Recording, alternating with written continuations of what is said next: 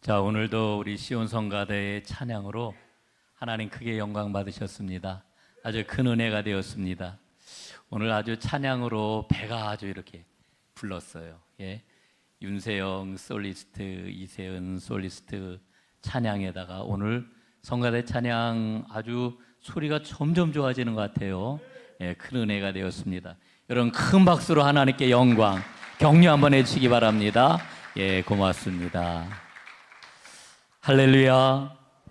부활하신 주님의 예비하신 은혜가 여러분 모두에게 임하기를 주님의 이름으로 축복합니다.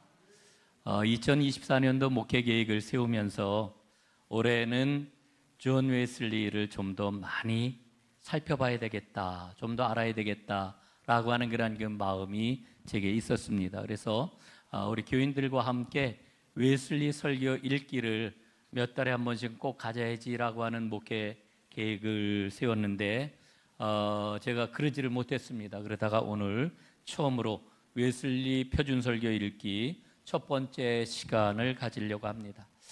웨슬리의 그런 그 믿음을 살펴보면은 이 웨슬리의 믿음은 우리 믿음 생활을 비춰주는 거울과 같다. 저는 늘 그런 생각을 갖습니다. 또 웨슬리의 그런 그 믿음을 보면은 우리 믿음 생활의 방향을 제시하는 나침반과도 같다라고 하는 고백을 합니다. 그의 생애를 살펴볼수록 진정한 믿음의 길에 대한 분명한 답을 얻을 수가 있습니다. 특별히 그의 설교는 믿음의 길을 얼마나 선명하게 밝혀주는지 모릅니다. 웨슬리의 설교는 복음이 담고 있는 진리를 오롯이 드러내고 그리고 진리를 따라가는 사람의 구체적인 삶의 모습도 잘 포착을 해가지고 아주 생생하게 증언을 하고 있습니다. 진리와 순종의 길이 뭔지를 일러주고 있는 것이지요. 여러분, 오래된 경구 가운데 하나가 목회자는 실천신학자라고 하는 말입니다. 이 말의 의미는 성경에서 일러주고 있는 진리, 복음의 길을 신학적으로 바르게 해석하고 실천해야 된다라고 하는 걸 목회자에게 일러주고 있는 그런 경구가 되겠습니다. 그런데도 이 목사는 자칫 이 목회적 상황이라고 하는 핑계를 대면서 성경의 진리, 복음이 일러주고 있는 그 길을 그냥 지나치고 싶어하는 그런 유혹을 만날 때가 있습니다. 이를테면은 교인들이 즐거워하지 않으니까, 또 교회의 상황이 어려우니까, 혹은 교인들의 마음에 부담을 주면은 안 되니까, 뭐 이런저러한 그런 그 핑계 때문에 진리를 그냥 지나치고자 하는 이런 그 유혹, 그런 마음이 든다라고 하는 거죠. 이게 저의 그러한 그 모습이라고 하는 생각을 갖습니다. 그런데 어느 날 이 사울 왕의 그러한 그 이야기를 읽으면서 주님께서 저에게 많은 그러한 그 깨우침을 주셨습니다. 여러분, 사울 왕이 블레셋과 싸울 때에 사무엘 선지자가 오기를 기다렸지요. 왜 기다렸습니까? 제사를 드려야 되니까. 전쟁에 나가기 전에 먼저 제사를 드리고 전쟁에 나가야 되니까 사무엘 선지자가 오기를 기다렸던 겁니다. 그런데 선지자가 오지를 않아요. 암만 기다려도 오지를 않아요. 그래서 사울 왕이 어떻게 합니까? 스스로 제사를 지내지요. 스스로 제사를 드립니다. 여러분, 사울 왕이 왜 제사를 드렸을까? 성경은 이렇게 일러줍니다. 사무엘상 13장 8절 말씀에 보니까 이렇게 기록이 되어 있어요. 백성은 사울에게서 떠나 흩어지기 시작하였다. 이렇게 말씀을 해주고 있습니다. 무슨 얘기입니까? 백성들의 마음이 막 분산되고 백성들의 마음이 사울 왕에서 떠나가고, 그래서 이 백성들이, 군사들이 흩어지기 시작했다는 겁니다. 여러분, 얼마나 이 사울 왕의 마음이 막 쫄아들었겠습니까? 얼마나 두려움이 생겼겠습니까? 그래서 그것 때문에 사울 왕이 제사를 드렸다라고 하는 그런 이야기입니다. 여러분, 그런데 생각을 해보면은 이 두려움이라고 하는 것은 하나님의 은혜가 내 안에 머물지 않을 때 생겨나는 것이지요. 예? 여러분, 그런데 그와 같은 아주 통상적인 그러한 그 깨달음을 제가 마음속에 품었는데 그 순간 하나님이 그런 깨달음을 주셔요. 목사가 성경의 진리와 복음의 길을 주저하는 것은 하나님의 은혜 안에 머물지 못하기 때문이로구나. 예? 이게 정확한 진단이었어요. 성경이 일러주고 있는 정확한 모습이었다라고 하는 거죠. 여러분, 우리가 은혜 가운데 머물지 못하면 어떤 일이 생길까요? 반드시 사람이 크게 보이게 되어 있습니다. 반드시 상황이 나를 지배하게 되어 있습니다. 여러분, 그래서 우리는 언제나 은혜 가운데 머물러야 되는 거지요. 여러분, 제가 요즘 계속 손에서 놓지 않고 뒤적뒤적 하면서 보는 그런 책이 있습니다. 앨런 허시가 지은 잊혀진 교회의 길이라고 하는 책입니다. 앨런 허시는 그런 이야기를 해요. 현대교회는 초대교회하고 너무너무 다른 모습을 하고 있다, 이렇게 이야기를 합니다. 그리고 거기에 대한 그러한 그 증거를 에베소서에서 찾아가지고 설명을 해주고 있는데, 에베소서에 보면은 5가지 은사가 나옵니다. 그런데 이 5가지 은사가 왜곡이 되었다는 거예요. 5가지 은사가 뭡니까? 첫째는 사도적 은사요, 둘째는 선지자적 은사요, 셋째는 복음 증거자요, 그리고 넷째는 목사요, 마지막으로는 교사입니다. 그런데 이 5가지 은사를 가진 사람들 중에 목사라고 하는 말은 본래 목자, 셰퍼드라고 하는 말에서 나온 그와 같은 말이죠. 여러분, 목자가 어떤 일을 합니까? 목자는 양을 돌보잖아요. 예? 목자는 양의 음성을 듣잖아요. 다시 말씀을 드리면은 이 목자는 내부 공동체의 그러한 그 상황을 내부 지향적으로다 돌보는 이와 같은 은사가 바로 목자의 은사라고 하는 겁니다. 공동체 내부를 강화하는 이와 같은 은사가 바로 목자의 은사인 거죠. 그런데 여기에 반해가지고 사도적 은사, 선지자적 은사는 공동체를 세상으로 밀어내는 역할을 합니다. 그래서 우리만의 공동체 안에 안주하지 않고 위험한 세상을 향하여서 용감하게 나아가도록 촉구하는 은사, 이게 바로 사도적 은사이고 선지자적 은사라고 하는 겁니다. 그런데 현대교회 안에 이 2가지 은사가 거의 사라졌다는 그런 이야기죠. 대신 교회 공동체 안에 어떤 은사가 커지게 되었느냐, 이 목자적 은사, 이 목자의 은사가 아주 과도하게 커졌다라고 하는 진단을 합니다. 그래서 이제 교회 안에 그러한 그 모든 그러한 요구들이 뭐냐면 교인들을 잘 보살펴주는 것, 그래서 현실의 안정과 평안과 축복을 이제 추구하는 이와 같은 은사가 교회의 가장 중요한 은사, 이것밖에 다른 은사가 없는 것처럼 여겨지는 상황이 되었다는 거지요. 여러분, 교인들이 교회 공동체에 내가 예수 믿고 교회 공동체의 일원이 되었다라고 했을 때에 갖고 있는 정체성이 무엇입니까? 대부분 예수 믿었으니까 잘 되는 거, 평안한 거, 이게 최고지. 이게 마치 우리 공동체의 정체성 혹은 우리 믿음 생활의 목표인 것처럼 생각을 한다라고 하는 거지요. 여러분, 진정한 교회는, 성경에서 일러주고 있는 교회는 사도적이고 선지자적인 은사가 되살아나는 교회입니다. 그래서 경계를 향하여서 용감하게 나아가야 됩니다. 사도적, 선지자적 은사가 활발해짐으로 말미암아 교회가 본래 갖고 있는 그 모습, 선교적인 교회로다 되살아나야 된다라고 하는 거지요. 여러분, 저는 하나님 앞에 요즘 간절히 기도하는 게 있어요. 하나님, 우리 교회 안에 있는 모든 성도님들, 나와 함께 경계를 향하여 용감하게 밀고 나아가는 사도적, 선지자적 은사를 충만하게 받도록 주님 인도해 주십시오. 여러분, 우리 교회가 꼭 그런 교회가 될 수 있기를 간절히 소원합니다. 그러면은 가장 중요한 게 뭐냐? 그러기 위해서는 온전한 그리스도인이 되는 겁니다. 온전한 그리스도인. 오늘 우리가 함께 살펴볼 웨슬리 설교는 표준설교 2번입니다. 제목이 거의 그리스도인입니다. 여러분이 거의 그리스도인이라고 하는 이 설교를 웨슬리는 1741년도 옥스퍼드 대학 세인트 메리 채플에서 이 설교를 행하게 되지요. 그런데 이 설교를 들여다보게 되면은 웨슬리의 그런 그 회심의 은혜와 경험이 이 설교에 아주 깊이 배어 있는 것을 발견을 합니다. 여러분, 우리가 잘 알고 있는 것처럼 웨슬리는 1738년 5월달 올더스케이트에서 이제 회심을 하지 않았습니까? 그 은혜를 체험을 하고 매일매일 은혜로운 신앙의 길을 걷던 그와 같은 상황이었습니다. 여러분, 우리는 흔히 그래요. 아유, 은혜가 충만합니다, 은혜 받았습니다, 이렇게 이야기를 하는데, 여러분, 은혜 가운데 살아간다라고 하는 말의 정확한 의미가 뭘까요? 예? 여러분, 뭐라고 은혜 가운데 산다는 말을 설명을 하시겠습니까?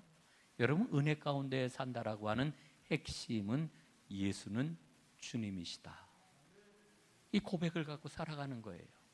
예수는 주님이시다라고 하는 믿음을 갖고 살아가는 게 은혜 가운데 살아가는 거예요.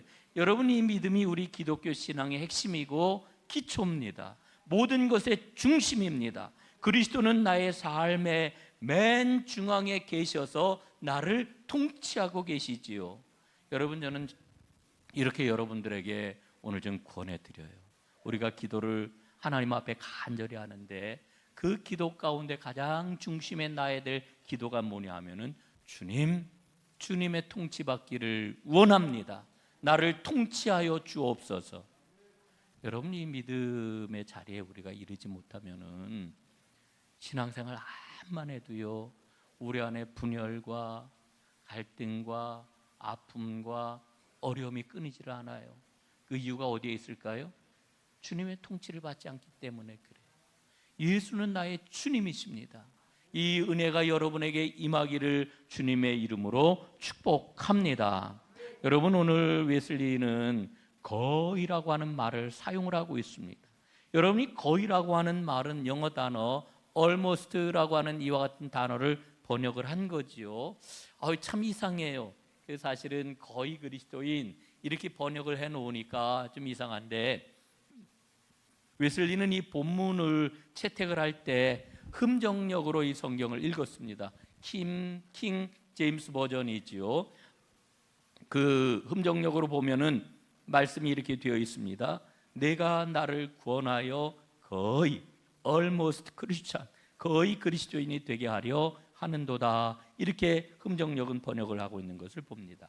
자, 여러분, 거의 그리스도인이라고 하는 말은 이름뿐인 그리스도인, 명목상의 그리스도인을 가리키는 이와 같은 말이지요. 여러분, 그런데 이 거의 그리스도인은 기독교가 시작된 이래 언제나 존재했습니다. 상당히 많은 사람들이 이 거의 이름뿐인 그리스도인의 자리에 머물러 있었다라고 하는 거죠. 그렇다면은 웨슬리가 말하고 있는 이 거의 그리스도인의 그러한 그 분명한 의미는 뭘까요? 세 가지로 웨슬리가 이야기를 합니다. 첫째, 거의 그리스도인은 이교도의 신앙을 가진 그리스도인입니다. 여러분, 이교도의 신앙을 가진 그리스도인, 그러니까 여러분, 말이 좀 안 되는 것 같잖아요. 조금 이상하지 않습니까? 어떻게 그리스도인이 이교도의 신앙을 가질 수가 있겠습니까? 예? 웨슬리는 이렇게 이야기를 해요. 예수를 믿지 않는 이교도라 할지라도 나름대로 윤리적으로 정직하게 살려고 노력하는 사람들이 많이 있다는 거예요. 이웃의 소유를 속여서 빼앗거나 가난한 사람들을 학대하거나 누구를 협박하거나 누구를 골탕 먹이거나 상대의 권리를 무시하거나 이런 일을 하지 않는다라고 하는 거죠. 그뿐만 아니라 자신의 이익을 위해서 하나님을 끌어들이거나 거짓으로 다른 사람을 고소하는 자를 미워한다는 거예요. 이런 일을 하는 사람을 보면서 이것은 우리 사회와 인류를 위한 수치다, 이렇게까지 생각을 한다는 거지요. 뿐만 아니라 이교도들은 나름의 사랑과 도움을 펼치면서 살아가고 있다도 얘기를 해요. 자신에게 여유가 있으면 줄인 사람들을 돌보고 입히고 자기 것을 덜어가지고 더 필요한 사람에게 나누어 주기도 한다라고 하는 거지. 여러분, 그러니까 웨슬리가 말하고 있는 거의 그리스도인, 이름뿐인 그리스도인이라고 하는 것은 이 정도의 정직과 윤리의식을 가지고 이교도들도 살아간다라고 하는 그런 이야기입니다. 두 번째로 웨슬리가 말하는 거의 그리스도인은 경건의 모양을 가지고 살아가려고 하는 그리스도인을 가리킵니다. 예? 경건의 모양을 가지고 살아가는 그리스도인. 그래서 이 사람들은요, 복음이 금하는 것을 일절 행하지를 않아요. 주의를 잘 지킵니다. 하나님의 이름을 망령되이 부르지 않습니다. 불결함을 피합니다. 술 취하지 않습니다. 포식하지도 않습니다. 모든 사람과 평화롭게 살려고 노력을 합니다. 덕을 세우는 데 유익이 되지 않는 말을 하지 않습니다. 남의 마음을 아프게 하지도 않고요, 사람을 악의를 가지고 조롱하지도 않습니다. 복음이 규정하고 있는 선을 행하는 사람입니다. 신실하게 신앙인으로서 경건한 은혜의 삶을 살아가려고 하는 이 사람이 거의 이름뿐인 그리스도인이래요. 여러분, 저는 이 웨슬리의 설교를 읽으면서 되게 이상하더라고요. 아니, 이 정도의 신앙이면 대단한 신앙 아닌가? 이 정도의 신앙이면은 칭찬받을 만한 그런 그 신앙 아닌가? 그런데 웨슬리는 말하기를 이런 사람들 거의 그리스도인, 이름뿐인 그리스도인이라고 이야기를 하고 있는 거예요. 예? 여러분, 왜 이렇게 이야기를 할까? 단순히 이와 같은 사람들의 모습을 보면서 바리새인처럼 겉으로만 경건하게 행동한다는 그런 뜻으로 이런 이야기를 하는 걸까? 이런 생각을 가졌죠. 그런데요, 웨슬리가 뭐라고 이야기하는지 아십니까? 하나님을 향한 의도가 아무리 순수하다 할지라도 거의 그리스도인, 이름뿐인 그리스도인으로 살아갈 수가 있다, 이렇게 얘기를 해요. 그러면서 말하기를 그 증거가 바로 나다. 예? 이름뿐인 그리스도인으로 살아가는 증거가 누구라고요? 나다. 이렇게 이야기를 해요. 예? 여러분, 웨슬리가 하는 이야기를 한번 잘 들어보시기를 바랍니다. 저는 오랫동안 이름뿐인 거의 그리스도인으로 살아왔습니다. 모든 악을 피해 가책받지 않는 양심을 가지려고 애썼습니다. 모든 사람에게 모든 선을 행하려고 주어지는 모든 기회를 사용했습니다. 끊임없이 정성스레 모든 공적이고 사적인 은혜의 수단을 사용했습니다. 언제 어디서나 진지하게 행동하려고 했습니다. 그리고 이 모든 일을 진정성을 가지고 행했습니다. 하나님을 섬기려는 참된 의도와 모든 것 안에서 주님을 기쁘시게 해드리려는 마음의 소원을 가지고 행했습니다. 그런데 성령 안에서 제 양심은 그런 지난 날 동안 내가 그저 단지 이름뿐인 그리스도인에 불과했다고 증언을 하고 있습니다.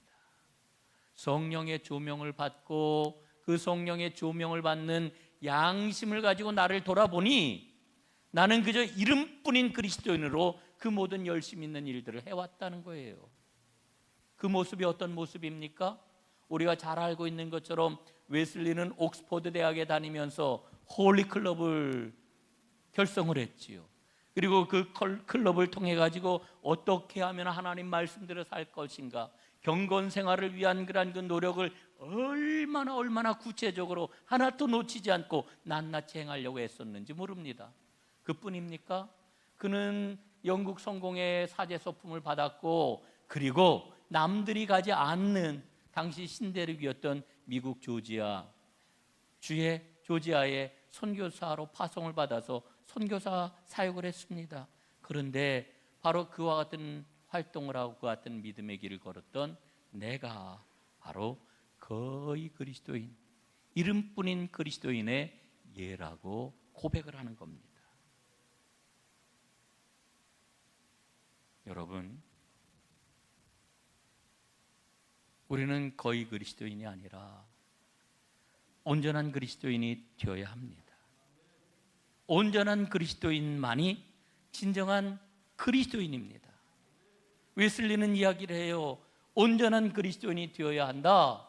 그러면 온전한 그리스도인이 되기 위해서 필요한 게 무엇입니까? 첫 번째, 하나님을 사랑하는 겁니다. 하나님, 예수님께서는 일러주셨어요. 마음을 다하고 목숨을 다하며 힘을 다하여 주 너의 하나님을 사랑하라. 예? 여러분, 이 사랑은 어떤 사랑이에요? 온 마음을 기울이는 사랑, 모든 종류의 감정을 끌어내는 사랑, 영혼의 능력을 다하여서 하는 사랑. 여러분, 이런 사랑으로 주님을 사랑하는 사람에게 어떤 일이 일어나겠습니까? 주님이 주시는 기쁨이 가득하겠지요. 주님이 모든 것 되시는 겁니다. 저는 그런 생각을 한번 해봐요. 우리가 인생길을 걸어가면서 이런 뜨겁고도 온전한 사랑을 경험할 수 있을까? 여러분 경험하며 살아가시는지 모르겠어요. 저는 한 두 가지 정도 생각이 들더라고요. 하나는 남녀 간의 뜨거운 연애를 할 때, 사랑의 연애에 불이 붙으면은 되는 게 없잖아요. 우리가 눈에 콩깍지가 꼈다고 그러는데, 앉아도 그 사람 생각, 밥을 먹어도 그 사람 생각, 일을 해도 그 사람 생각, 잠을 자도 그 사람 생각. 근데 문제는 이게 오래가지 못하죠. 이 사랑, 남녀 간에 불 붙는 그때의 그 사랑. 또 한 가지 경우를 한번 생각을 해보면은, 어머니가 자녀를 향하는 사랑. 저는 이 부모가 자녀에게 베푸는 사랑은 이게 베푼다는 표현은 적절하지 않다 생각을 해요. 엄마가 자녀에게 향하는 사랑, 이 향하는 사랑이에요. 이 사랑은. 여러분, 엄마가 자녀에게 향하는 그 사랑이라고 하는 거는 뭐 말로 다 어떻게 표현할 수 있습니까? 그 사랑을 어떻게 우리가 묘사할 수 있습니까?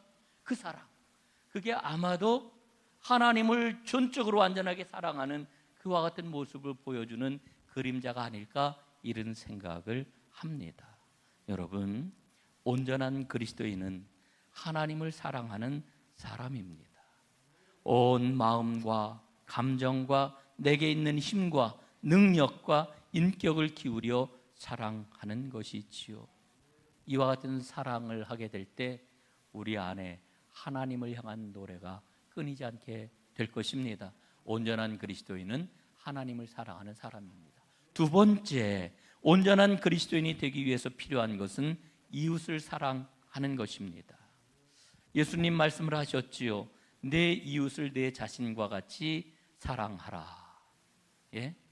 예수님의 이 말씀을 듣고 율법교사가 예수님에게 물어요. 그러면 내 이웃이 누굽니까? 내 이웃을 내 자신과 같이 사랑하라 그랬더니, 그러면 내 이웃이 누굽니까? 이렇게 물어요. 여러분, 예수님 당시의 유대인들은 이웃의 구분이 아주 명확했습니다. 누가 이웃입니까? 당시 유대인들에게 이웃은 한마디로 하면 나와 함께 할 수 있는 사람이에요. 나와 함께 어울릴 수 있는 사람이에요. 나와 격이 맞는 사람이에요. 여러분, 나하고 격이 안 맞는 사람하고 이렇게 만나면 어때요? 내가 누군데 저 사람하고 내가 이렇게 만나야 돼? 말을 섞어야 돼? 이런 마음이 막 우리에게 밀려오잖아요. 격이 맞는 사람이에요. 언제나 편안하게 얼굴을 볼 수 있고 모든 면에서 수준이 맞는 사람, 이게 바로 유대인들이 생각하고 있는 이웃이에요. 이웃. 근데 예수님께서는 이웃을 내 자신과 같이 사랑하라 하시면서 아주 중요한 사실을 먼저 우리에게 일깨워 주세요. 그게 뭘까요? 세상에 있는 모든 사람들은 다 하나님의 자녀라는 거지요. 다 하나님의 자녀예요. 그런데 모든 사람들이 다 하나님의 자녀인데 나하고 사이 안 좋은 사람이 있어. 원수가 된 사람이 있어. 원수야, 원수.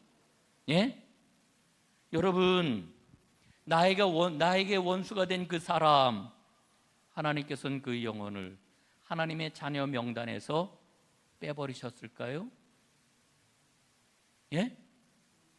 아니라는 거예요. 아니라는 거예요. 여러분, 만약에 그런 기준을 가지고 하나님의 자녀의 명단에서 누군가를 뺀다라고 하면은 나는 온전할 수 있을까요? 여러분, 여기에 바로 이웃에 대한 답이 있는 겁니다. 우리는 그리스도께서 나를 사랑하신 것 같이 이웃을 사랑해야 됩니다. 내가 얼마나 놀라운 사랑을 주님께 받았어요. 여러분, 우리가 고린도전서 13장을 읽으면서 뭐라고 이야기를 해요? 하나님 사랑의 찬가, 이렇게 이야기를 하죠. 너무너무 아름다운 노래잖아요. 그런데 여러분, 나이 먹으니까 자꾸 하나님이 깨닫게 해주셔요. 그 사랑의 찬가는요, 사실은 일반적인 사랑의 노래가 아니에요. 내가 주님께 받은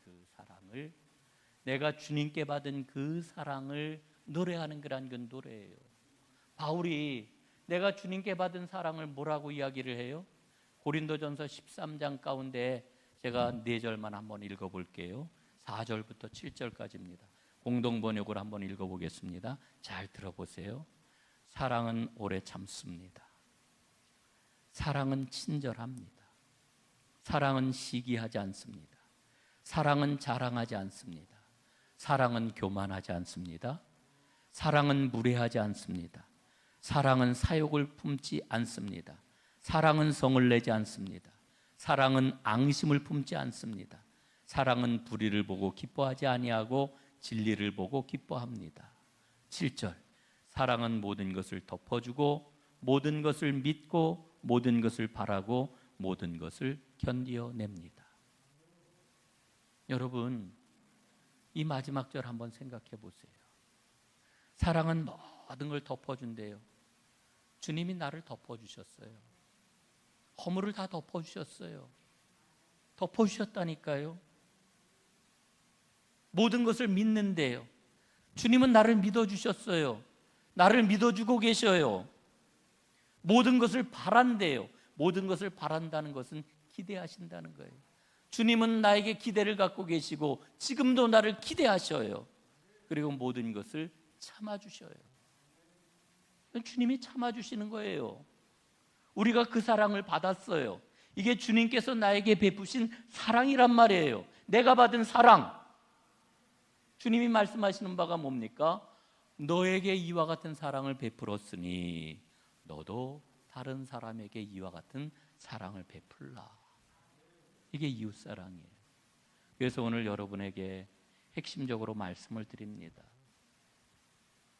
이웃사랑이 중요한 게 아니고 이웃을 나 자신처럼 바라보는 게 중요해요. 먼저 이웃을 발견하는 게 중요해요. 예?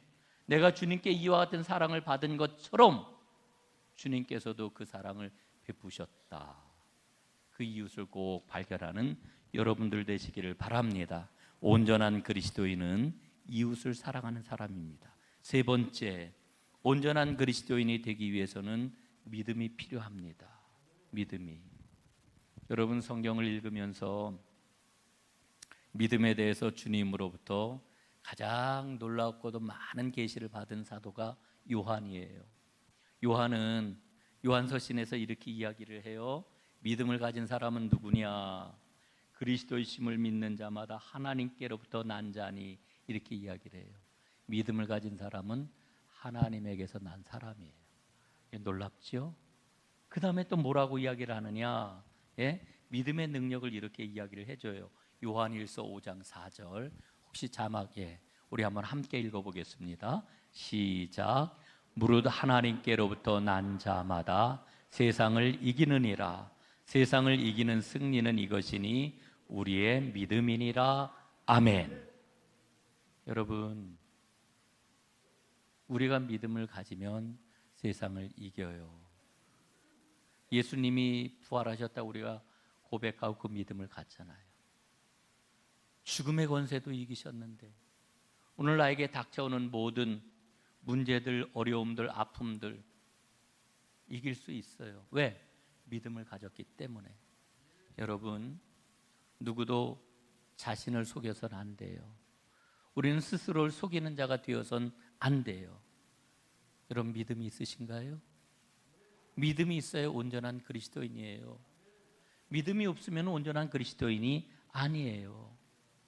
여러분, 믿음은 어디에서부터 출발할까요? 회개에서부터 출발해요. 여러분, 우리 믿음을 한번 돌아보세요. 여러분, 언제 하나님 만나셨어요? 언제 은혜를 체험했어요? 회개할 때.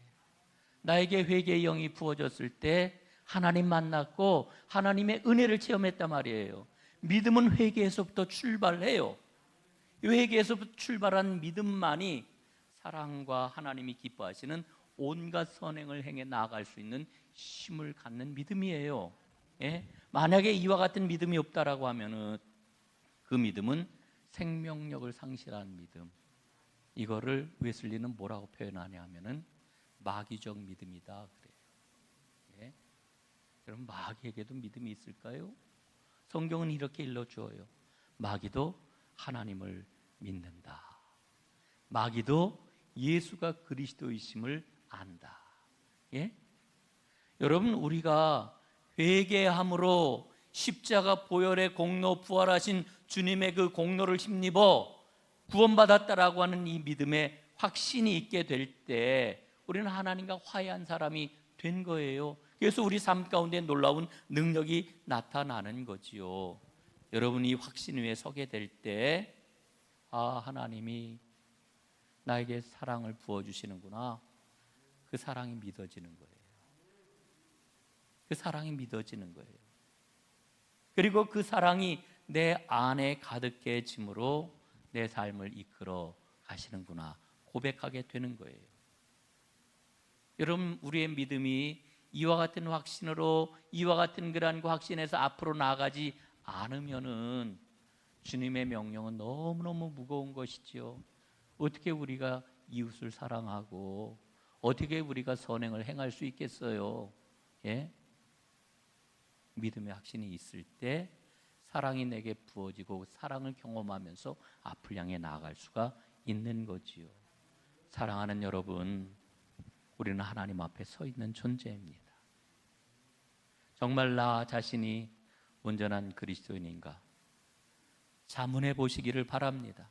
혹시 나는 거의 그리스도인, 이름뿐인 그리스도인이라고 불리우는 하나님이 마음 아파하시는 그와 같은 상태에 머물러 있지는 않습니까? 여러분, 십자가 대속의 은혜가 분명하게 믿어지고, 그래서 주님의 사랑이 내 안에서 약동하는 진정한 능력의 사람들, 생명의 사람들이 다 되어 하나님께 영광 돌리고 여러분의 삶이 아름답게 빛나는 귀한 역사가 있기를 주님의 이름으로 축원합니다. 기도하겠습니다.